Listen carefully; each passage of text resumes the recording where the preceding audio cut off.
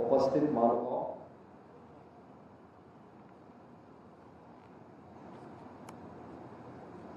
मैं सबसे पहले कैट लखनऊ को इस नवनिर्मित भवन देने के लिए यशस्वी प्रधानमंत्री श्री नरेंद्र मोदी जी को हृदय से आभार व्यक्त करते हुए केंद्रीय मंत्री डॉक्टर जितेंद्र सिंह जी को और उनकी पूरी टीम को हृदय से धन्यवाद देते हुए उनका यहां पर अभिनंदन करता हूं। आज का दिन हमारे लिए बहुत महत्वपूर्ण दिन है। भारत के संविधान के शिल्पी बाबा साहब डॉक्टर भीमराव अंबेडकर जी की आज पावन जयंती भी है।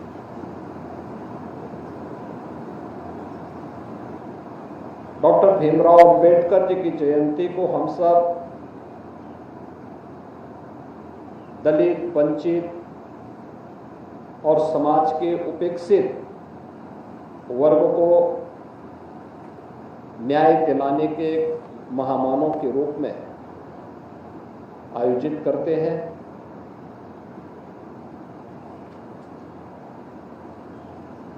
ट्रिब्यूनल के पीछे का उद्देश्य भी सरकार का बहुत स्पष्ट रहा है। हमारे न्यायालयों में मामले बहुत लंबित पड़े हुए हैं। इन लंबित मामलों के लिए कोर्ट के अनावश्यक समय को जाया न करना पड़े, इसके लिए ट्रिब्यूनल के स्तर पर इन मामलों के अलग से सुनवाई हो और वे ट्रिब्यूनल समयबद्ध तरीके से उन संबंधित पक्षों को मेरिट के आधार पर न्याय प्रदान कर सकें। इस स्पष्ट मंशा के साथ ट्रिब्यूनल ने देश के अंदर अलग अलग क्षेत्रों में कार्य करना प्रारंभ किया। कैट की भूमिका भी केंद्रीय सरकार से जुड़े हुए विभिन्न सरकारी उपक्रमों और शासकीय व्यवस्था से जुड़े हुए अधिकारियों और कार्मिकों की समस्याओं को, जिन्हें लगता था कि उनके साथ किसी स्तर पर न्याय नहीं हो पाया है, उनके लिए प्लेटफॉर्म देना और उस प्लेटफॉर्म के माध्यम से उन्हें समयबद्ध न्याय प्रदान करने का रहा है। लेकिन आप अनुमान कर सकते हैं कि वो फुल बेंच हो या सर्किट बेंच, अगर उनके पास स्वयं ही संसाधन नहीं है तो वह दूसरों को न्याय प्रदान करने के लिए कितने एग्रेसिव तरीके से अपने कार्य को आगे बढ़ा पाएंगे, इसकी सहज कल्पना की जा सकती है। और आज यहां पर जिन 16 जनपदों के केंद्रीय कार्मिकों के लिए कैट की व्यवस्था यहां पर दी गई है, इतना शानदार भवन आज बनकर के तैयार हो रहा है और बनकर के ये समर्पित हुआ है। मुझे विश्वास है कि यह प्रधानमंत्री जी की मंशा के अनुसार उन सभी कार्मिकों को जो यहाँ पर किन्हीं कारणों से उन्हें कैट की शरण में आने के लिए मजबूर होना पड़ा है, उन सभी कार्मिकों को समयबद्ध न्याय उपलब्ध कराने में एक महत्वपूर्ण भूमिका का निर्वहन करेगा। मित्रों, सुशासन की पहली शर्त है रूल ऑफ लॉ, लेकिन ये समयबद्ध हो, सहज हो, सरल हो। एक कॉमन मैन भी, एक सामान्य कार्मिक भी, एक सामान्य नागरिक भी अपने साथ किसी भी प्रकार के अन्याय और उपेक्षा के लिए वहां तक पहुंच बना सके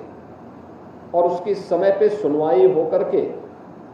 समय पे मेरिट के आधार पर उस मामले का निस्तारण हो सके। अगर वह न्याय समय पे नहीं मिलता है तो मुझे लगता है कि यह व्यवस्था का इससे भद्दा मजाक दूसरा नहीं हो सकता। बहुत बार आप देखते होंगे कितना लंबा समय लगता है न्याय प्राप्त होने में, और कई बार तो पीढ़ियां चली जाती हैं, तब भी न्याय की उम्मीद बहुत कम रह पाती है। मुझे याद है गोरखपुर में जुड़े हुए हमारे एक मठ से जुड़ा हुआ एक मामला था। 1956 में वह न्यायालय में गया और 56 से चलते उच्चतम न्यायालय में आते आते 1997 में उसका फैसला फिर वहां से हो पाया। आप अनुमान करिए कि इन 40 पीढ़ियों में मैं तीसरी पीढ़ी था, और वह भी मुझे ही पता नहीं था ये मामला क्या है। तो मैं फिर अपने अधिवक्ता के पास गया, मैंने कहा भी एक नोटिस आया है, क्या है? तो उन्होंने फिर मेरे गुरुजी का स्मरण करते हुए कहा, कह रहे वो गुरुजी एक बार आए थे, उन्होंने मुझे बताया, तो उसकी फाइल में थोड़ा निकलवाता हूँ। खैर पहले तो फाइलों में लोग दबाते थे, अब तो आज टेक्नोलॉजी है, टेक्नोलॉजी से सारी चीज़ें बहुत आसान हो चुकी हैं। उन्होंने फिर निकाला, फिर उसके बाद उसकी पैरवी आगे बढ़ाई, और अंततः वो फैसला फिर मठ के पक्ष में 1956 से चल करके 1997 में, आप अनुमान कर सकते हैं कि इतने वर्षों के बाद वो फैसला तब हमें मिल पाया। ऐसे ही अनेक मामलों में हम देखते रहे। अब अनुमान करिए किसी भी कर्मचारी के लिए जिसने 10 साल 15 साल की सेवा की है, अगर उसे कैट की शरण में आना है और उसको फैसला प्राप्त करने में 25 साल लग गए, तो उसका तो काम हो गया, क्योंकि वह इस समय इतनी तो उसकी पूरी नौकरी का समय भी नहीं होता है। उसका कुल नौकरी करने का समय 30 से 35 वर्ष का होता है, और 15 साल उसके व्यतीत हो चुके हैं। अगले 25 वर्ष के अंदर उसके साथ न्याय नहीं हो रहा है, तो ये मान के चलिए कि फिर उसको न्याय कभी नहीं मिलना है, और फिर उसके बाद उसको और उसके परिवार पे क्या बीतती होगी। लेकिन मुझे इस मामले में बहुत अच्छा लगा जो यहाँ पर मैंने आंकड़े देखे 2014 से 2025 के बीच में आदरणीय प्रधानमंत्री जी की जो मंशा थी, उस मंशा के अनुरूप उन्होंने यहाँ पर हमने देखा है कि लखनऊ पीठ ने 10 वर्षों में कुल 6,708 मामलों में से 6,000 से अधिक मामलों का यहाँ पे निस्तारण किया। इस गति को और तेज किया जा सकता है, और मुझे लगता है बहुत सारे मामलों में केवल एक बार दोनों पक्षों को आमने सामने बिठा करके भी आप सुन लेंगे तो बहुत सारे मामलों का निस्तारण हो सकता है। मैं उसका एक उदाहरण देता हूं। हमारे यहाँ राजस्व से जुड़े हुए बहुत सारे मामले पेंडिंग थे। जब 2017 में मैं आया था 33 लाख मामले लंबित थे, और छोटे छोटे मामले थे, पैमाइश से, वरासत से जुड़े हुए मामले, नामांतरण से जुड़े हुए मामले, लैंड यूज से जुड़े हुए मामले थे, बंटवारे से जुड़े हुए मामले थे। मैं अक्सर देखता था कहीं विवाद होता था तो उसके पीछे इन्हीं 5 जो राजस्व से जुड़े हुए मामले थे, किसी न किसी उसकी तह में ये होते थे। तो मैंने अधिकारियों की बैठक की, मैंने उनसे पूछा, मैंने कभी इन सब मामलों को मेरिट के आधार पर हम क्यों नहीं डिसाइड करवा देते। होता था कहीं अगर तहसील की वहां पर कोर्ट उन मामलों का निस्तारण कर रही, तो कभी अधिवक्ताओं का आंदोलन हो गया, कहीं कोई आ नहीं रहा है, कहीं पे कोई और बात नहीं हो रही है। मैंने कहा इसको टाइम बाउंड करो, किसी को 30 दिन, किसी को 45 दिन, किसी को 60 दिन, किसी को 90 दिन, और इन दिनों में होना है, नहीं तो इसको डीम्ड मान लो ये फैसला हो गया, जिसने अपील की उसके पक्ष में फैसला हो गया। और अगर फैसला गलत हुआ है तो फिर जिसको सुनवाई करनी थी उसकी जवाबदेही इसमें तय करो, और उसकी ऑनलाइन मॉनिटरिंग की जाने लग गई। पिछले 8 वर्ष के दौरान हमारे पास 10 लाख और मामले आए, लेकिन मुझे बताते हुए प्रसन्नता है कि इस दौरान हमने 34 लाख मामलों का निस्तारण भी किया है और समयबद्ध तरीके से सारी चीजें चल रही हैं। हम लोग इस बात को सुनिश्चित कर रहे हैं कि इन मामलों को व्यक्ति कोई आए, जो ये हमने टाइमलाइन तय की है, इसी दौरान उनका निस्तारण हो, इससे अधिक पेंडेंसी न हो। ऐसे ही अन्य मामलों में भी हम कर सकते हैं। उसके लिए गवर्नमेंट को भी राहत मिलती है और कर्मचारी को भी राहत मिलती है। और जो ऐसे लोग छुपे होते हैं, जिन लोगों को केवल कार्य लटकाने की आदत होती है,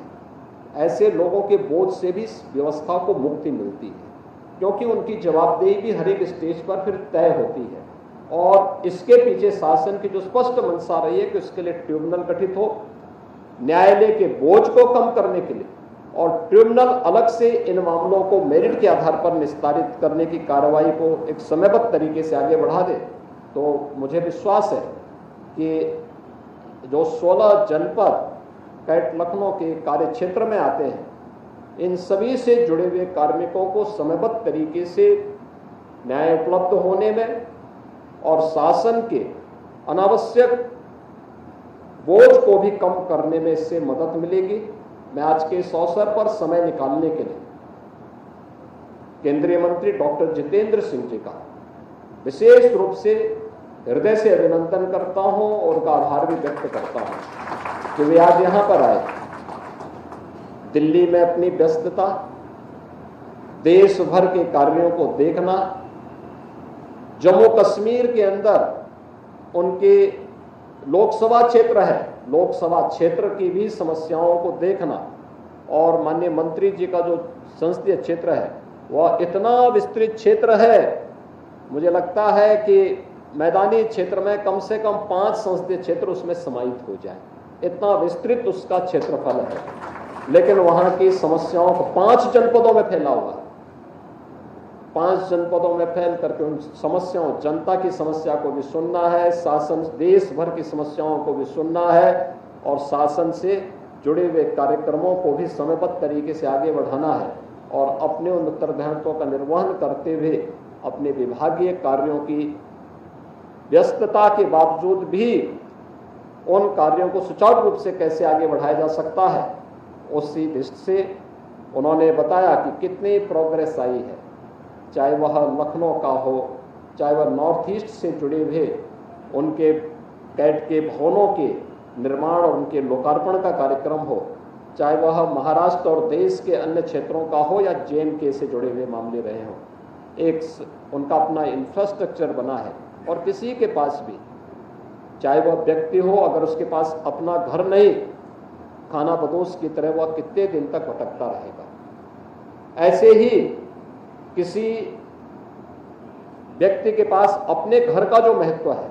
वैसे ही विभाग के पास अपने स्वयं के कार्यालय का महत्व होता है। और कितना शानदार भवन बना है, एक शानदार भवन में शानदार तरीके से